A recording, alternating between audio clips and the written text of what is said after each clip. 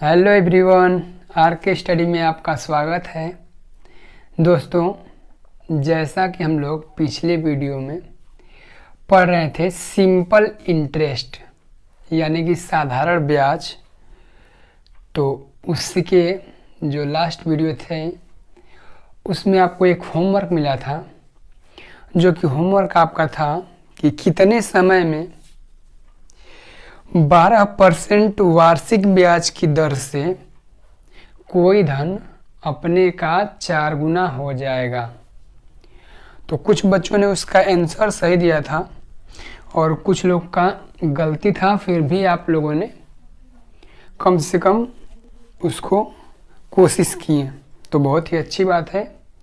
चलिए, खैर कोई बात नहीं, आज हम लोग उस क्वेश्चन को सॉल्व करेंगे, फिर उसके बाद पढ़ेंगे आज के नए चैप्टर यानी कि अनुपात और समानुपात। तो पहले हम लोग इस होमवर्क को देखते हैं, उसके बाद तब हम लोग इस चैप्टर को स्टार्ट करेंगे। तो चलिए वीडियो स्टार्ट करते हैं। यदि आप चैनल पे नए हैं तो इस चैनल को सब्सक्राइब करिएगा, क्योंकि हमारे चैनल पे आपको कोई भी कंपटीशन जैसे जो जवाहर नवोदय विद्यालय के और सैनिक स्कूल की तैयारी कराई जाती है। तो यदि आप चैनल पे नए हैं तो उसको सब्सक्राइब करिएगा और वीडियो पे अंत तक बने रहिएगा। और वीडियो कैसा लगेगा, यदि अच्छा लगेगा तो आप उसे लाइक ज़रूर करिएगा। चलिए वीडियो स्टार्ट करते हैं। जो हमारा होमवर्क था वो क्वेश्चन था कि कितने समय में, यानी क्वेश्चन में आपको पूछ रहा है समय। तो आप उस सिंपल इंटरेस्ट वाले चैप्टर को देखे होंगे, यदि नहीं देखे हैं तो उसका लिंक आपको डिस्क्रिप्शन में मिल जाएगा, उसे देखेंगे तभी ये आपको होमवर्क समझ में आएगा और कैसे हो रहा है वो भी आपको समझ में आएगा। तो क्वेश्चन में कह रहा है कि कितने समय में, यानी सबसे पहले बात आपसे पूछ रहा है समय। समय का मतलब हम उस वीडियो में बताए थे कि यानी टाइम, जिसे यन से डिनोट करते हैं, तो हमें यन पूछ रहा है। कह रहा है कि कितने समय में 12% वार्षिक ब्याज की दर से, यानी जो हमारा रेट है वो दिया है 12%,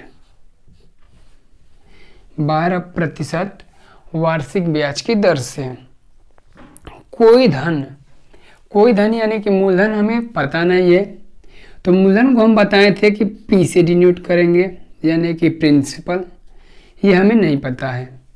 तो कह रहा है कि कोई धन अपने का 4 गुना हो जाएगा। अपने के 4 गुना होने का मतलब कि जो हमारा 4 गुना है वो टोटल आपका क्या है, अमाउंट है। अमाउंट यानी कि मिश्र धन, जो कि हम पिछले वीडियो में बताए थे आपको, यदि नहीं देखे हैं तो उसको जरूर देखिएगा। तो जो हमारा प्रिंसिपल है उसका 4 गुना हो जाता है अमाउंट। तो कह रहा है कि हमें क्या बताना है, समय निकालने हैं, कितने समय में कोई राशि अपने का 4 गुना हो जाता है 12% वार्षिक ब्याज की दर से। तो यदि प्रिंसिपल हमें नहीं पता है तो सबसे पहले हम बताए थे कि प्रिंसिपल को हम कुछ भी मान सकते हैं, क्योंकि जो हम मानेंगे उसी का 4 गुना करेंगे तो मिश्र धन मिलेगा। और यदि हमें सिंपल इंटरेस्ट यानी कि साधारण ब्याज निकालना होगा तो हम क्या करेंगे, मिश्र धन में से घटा देंगे मूलधन को, तो हमारा सिंपल इंटरेस्ट यानी कि साधारण ब्याज निकल जाएगा। और फिर वहाँ से हम क्या करेंगे, समय को निकाल लेंगे। तो देखिए कैसे होगा। मान लीजिए आप प्रिंसिपल को मान लेंगे 100 रुपये यानी कि 100 रुपये, तो मिश्र धन यानी कि बढ़ के टोटल अमाउंट कितना होता है, तो इसका 4 गुना यानी कि 100 का क्या हो रहा है, 4 गुना। 100 का 4 गुने का मतलब कि हो जाएगा आपका 400।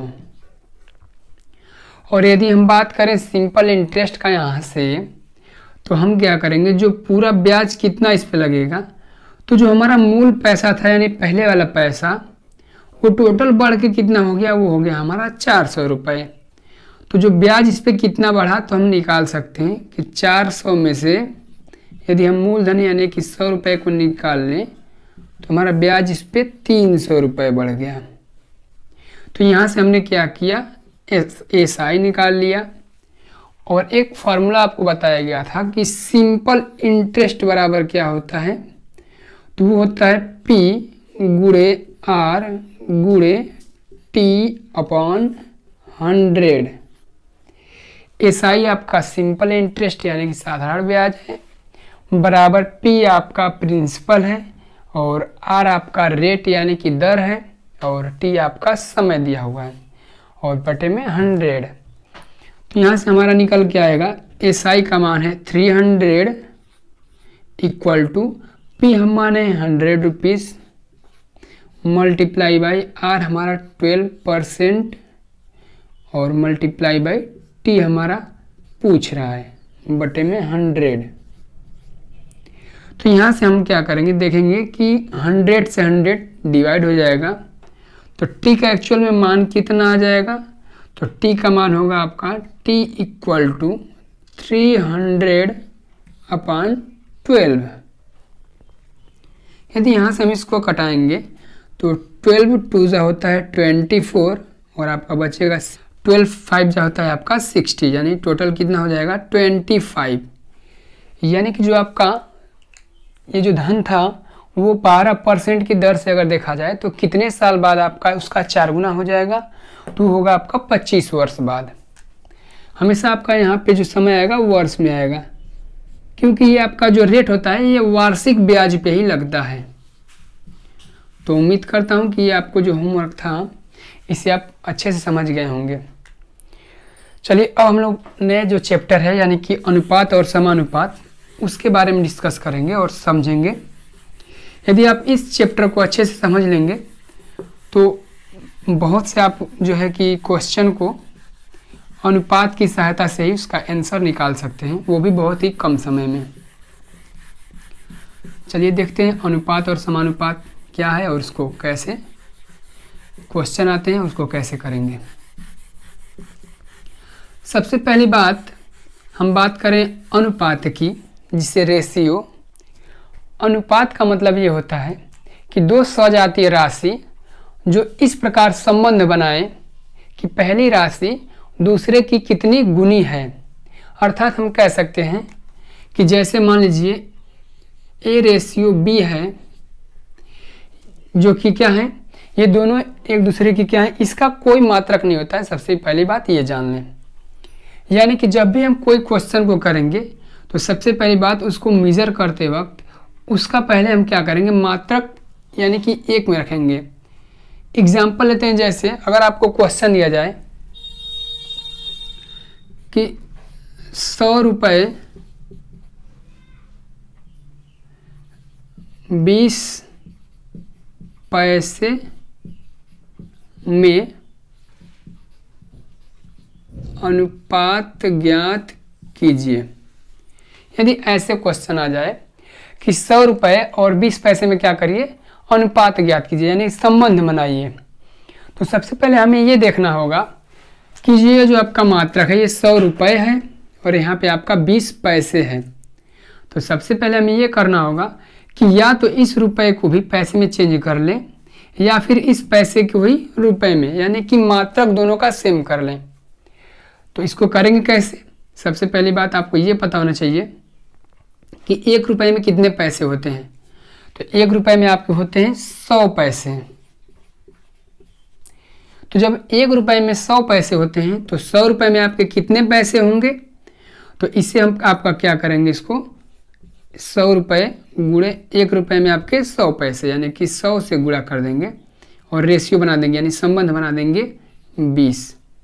क्योंकि अब जो आप 100 से गुणा कर दिए तो ये आपका रुपए में ना होकर के पैसे में हो गया मात्रक। तो अब क्या होगा, आपका दोनों का पैसे में मात्रक हो जाएगा। तो अब यानी कि क्या होगी, आपकी राशि खत्म हो जाएगी दोनों की। इसे जब आप मल्टीप्लाई करेंगे तो ये होगा आपका 10,000 यानी कि 10,000। अब उसके बाद रेशियो 20 और दोनों को अब जब डिवाइड करेंगे यानी कि कटाएंगे तो ये 0 से 0 खत्म हो जाएगा। 1000 रेशियो 2। इसे यदि आप और हल करेंगे तो ये होगा आपका 500 रेशियो 1। यानी इन दोनों के बीच रेशियो क्या बना, तो हो गया आपका 500 रेशियो 1। इन दोनों के बीच का अगर मात्रक की हम बात करें तो मात्रक इसका कोई नहीं हो सकता है। यदि आप इसे कहें, यदि आप इसको पैसे में लेंगे तो ये भी आपका मात्रक पैसे में ही आएगा। यदि आप इसे रुपए में लेंगे तो इसका भी मात्रक रुपए में हो जाएगा। यानी कुल मिला के कहने का अर्थ ये है कि ये राशि का ये कितना गुना है, 500 गुना है। यदि रुपए में लेंगे तो रुपए में 500 गुना है, और पैसे में लेंगे तो पैसे में आपका 500 गुना है। जैसे अब हम आगे क्वेश्चन लेंगे और बारी बारी से ऐसे क्वेश्चन को करेंगे।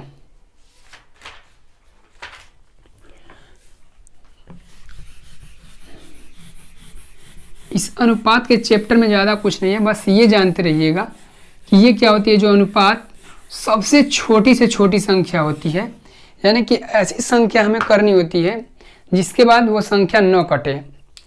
जैसे एक क्वेश्चन है आपका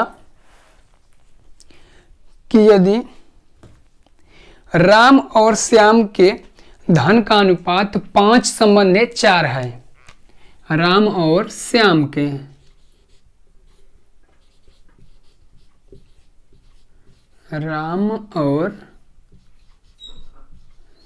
का जो धन का अनुपात है वो है आपका 5:4।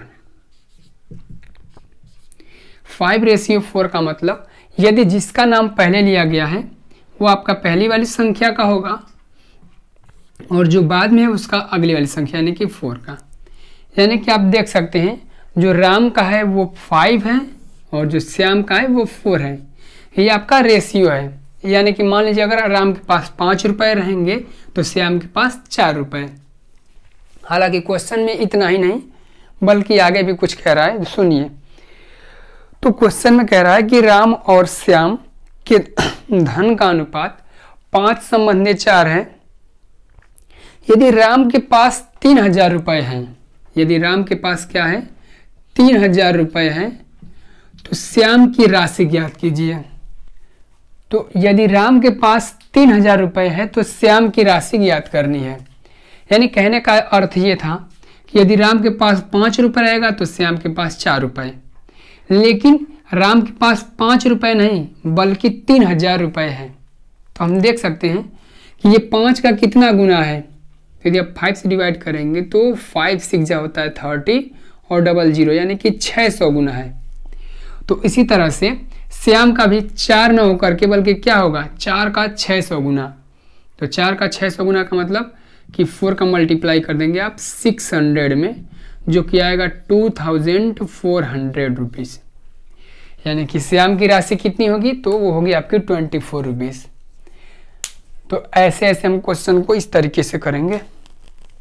अब एक थोड़ा सा क्वेश्चन हट के है, जरा देखिएगा उसको कि उसे कैसे करेंगे। अब अगर दोनों का राशि अगर मिला के बताया जाए तो उसे कैसे करेंगे, देखिए। कह रहा है कि दो संख्याओं का अनुपात 3:4 है। यानी दो संख्या है जिसका रेशियो कितना है, उसका रेशियो 3:4, 3:4, तथा उनका योग 420 यानी कि 420 रुपए है। इनका दोनों का योग कितना है तो वो है आपका 420 रुपए के बराबर। जरा समझिएगा, जैसे मान लीजिए इस 3 की संख्या में कुछ संख्या का मल्टीप्लाई करें तो जब दोनों का अगर राशि सेम होनी चाहिए, क्योंकि आपको पहले ही बताया गया था परिभाषा में कि दो सजातीय पद, सजातीय पद का मतलब जिनका क्या हो साथ में कोई संख्या फिक्स हो जिससे वो संख्या की गुणा हो रहा हो। तो मान लीजिए अगर ये संख्या 3 होगी और ये वाली संख्या 4 रहेगी, अगर इन दोनों में मान लीजिए कोई संख्या जैसे x का इसमें भी गुणा हो रहा हो तो x में भी इस 4 में गुणा होगा। यानी कि एक संख्या मान लीजिए 3 न होकर के 3x है और दूसरी संख्या 4 न होकर के 4x है। तो कह रहा है कि इन दोनों संख्याओं का योग कितना है, वो है आपका 420 रुपीज़। यानी कि इन दोनों को जोड़ने पे कितना आ रहा है तो वो आपका आ रहा है 420 रुपीज़। जब दोनों को ऐड करेंगे तो 3 और 4 कितना हो जाएगा 7x = 420 रुपीज़। यहाँ से आप क्या करेंगे x का वैल्यू निकाल लेंगे। जब x का वैल्यू निकालेंगे तो वो आपका आएगा 7 6 42 और 0 यानी कि x का वैल्यू कितना आएगा, तो वो आपका आएगा 60। अब जो आपका ये जो 60 है ये क्या हो रहा है, बारी बारी से इन दोनों संख्याओं का मल्टीपल है, यानी कि ये 3 और रेशियो 4 ना हो करके कितनी होंगी, 3 का मल्टीप्लाई करेंगे 60 में तो होगा आपका 180, और ये 4 में जब मल्टीप्लाई करेंगे x का तो वो होगा आपका 240। अब क्वेश्चन में क्या क्या रहा है उसे देखते हैं। तो कह रहा है कि इनमें से बड़ी संख्या बताइए, यानी बड़ी संख्या का मतलब जो 3 वाली ना बल्कि 4 वाली, तो एक्चुअल में 4 का वैल्यू कितना होगा, तो वो होगा आपका 240 रुपीज़, यानी कि ये आपका हो जाएगा आंसर। और अगर छोटी वाली का पूछता तो उसका आपका वैल्यू होता 180। अब उसके आगे एक क्वेश्चन और देखेंगे, रेशियो का क्वेश्चन। अब थोड़ा सा अगर क्वेश्चन को अगर घुमा के पूछेगा तो उसे किस तरीके से पूछेगा जरा देखिएगा।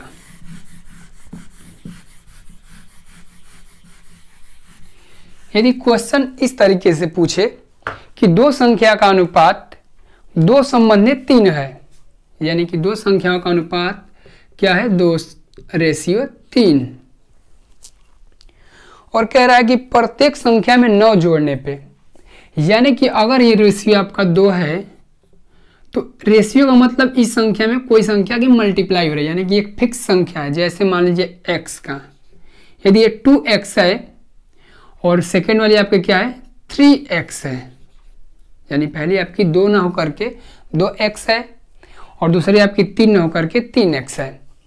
तो कह रहा है कि दोनों संख्याओं में यदि 9 जोड़ दिया जाए, यानी कि इसमें भी यदि आप 9 जोड़ दें और नीचे वाले में भी हम 9 जोड़ दें, तो जो नया रेशियो आ रहा है वो आ रहा है आपका 3:4, यानी कि पहले आपका था कि 2:3। जब 2:3 था तो कह रहा था कि बारी बारी से इन दोनों संख्याओं में यदि हम 9 जोड़ दें तो जो संख्या बनाएंगे तो उसमें हम मान लीजिए इस 2 का x गुना, यानी कि 2x + 9, और जो 3 थी रेशियो में उस 3 में x का मल्टीप्लाई और 3x + 9। यदि इन दोनों को जोड़ने पे आ कितना रहा है, तो पहला का रेशियो आ रहा है आपका 3 हो जा रहा है और सेकेंड का आपका हो जा रहा है 4, यानी कि ये चीज़ 3x + 9 अपॉन 3x + 9 = 3/4। क्योंकि एक बात ध्यान दीजिएगा, जैसे अगर कोई भी रेशियो दिया है, जैसे 2:3 है तो इसे हम इस प्रकार लिख सकते हैं 2/3।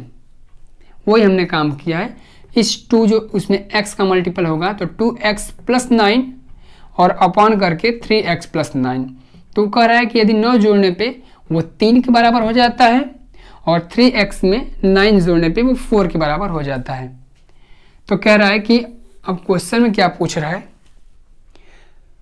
कह रहा है कि तो संख्याएं होंगी, यानी संख्याएं आपकी बतानी है। इसे जब हल करेंगे तो संख्या का मान क्या आएगा, ध्यान दीजिएगा।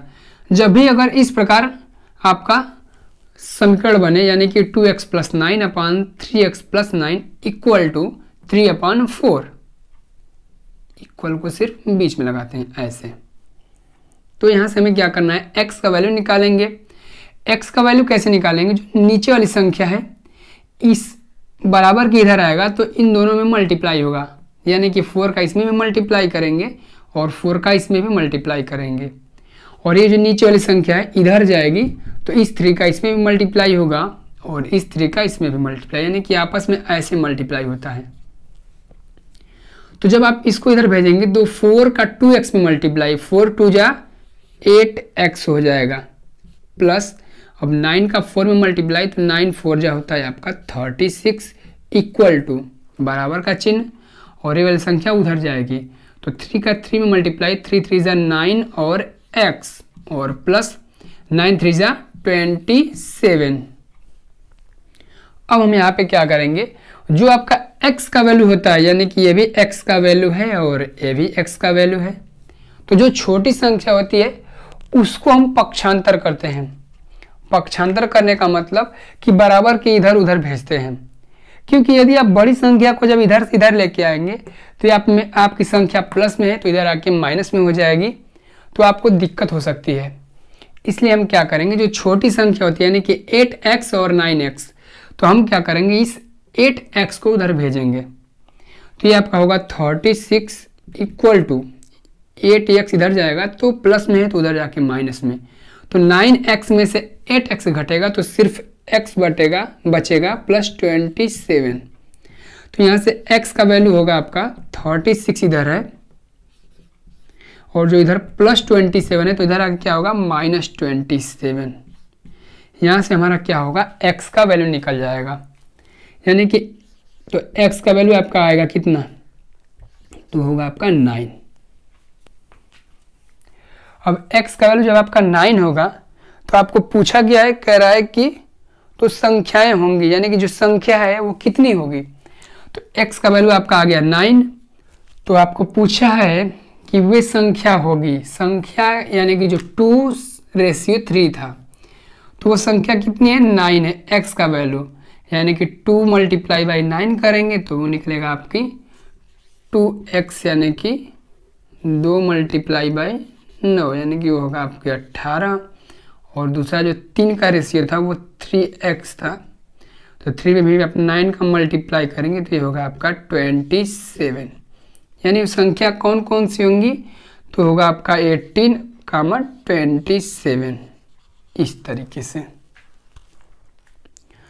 तो उम्मीद करता हूँ कि ये आपको रेशियो यानी कि अनुपात वाला क्वेश्चन अब धीरे धीरे आप समझ चुके होंगे कि कैसे पूछेगा और हमें क्या करना है। रेशियो का मतलब ये होता है कि कोई भी संख्या जो है वो दूसरे वाली संख्या की कितनी गुनी है, और ध्यान देंगे मात्रक उसका पहले 1 में कर लेंगे। जैसे मान लीजिए कोई भी अगर समय घंटे में दिया है तो दूसरे वाले का अगर सेकेंड में है तो उससे पहले घंटे में चेंज करेंगे, या फिर दूसरे वाले को ही सेकेंड से घंटे में कर लेंगे।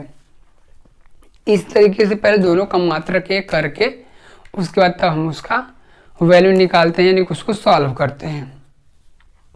तो चलिए आज हम आपको एक होमवर्क देते हैं। तो आज का होमवर्क रहेगा कि रुपए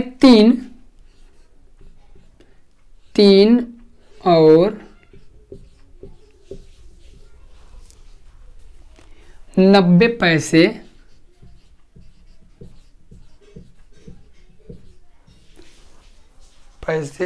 में क्या अनुपात है, क्या अनुपात है।